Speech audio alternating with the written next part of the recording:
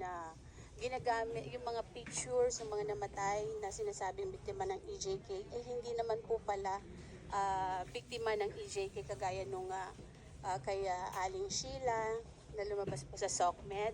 Ang anak niya ay naman dito. Kung inaano din po natin itong mga fake news na ito, opo, pwede po ba din nating aksyonan yung mga ganong na sinasama po sila dun sa kaso against former President Duterte, pero in fact, hindi naman po pala totoo yung mga yon. Siguro sa dami-dami po ng fake news na lumalabas ngayon, makakatulong po ang media. Lalo na po ang mainstream media. Tayo na po ang magsabi kung alam niyo po na peke ito. Kayo na po mag-fact check. Kayo din po ay pinaniniwalaan dahil may kredibilidad din po kayo. So kung ano po yung lumalabas na fake news, magtulungan po tayo para sa bayan po ito.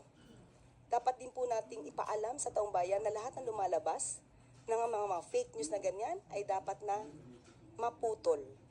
So hindi lamang po para si EJK, pati po yung mga fake news na lumalabas pabor kay dating Pangulong Duterte, sana po ay bigyan din po ng pansin ng media.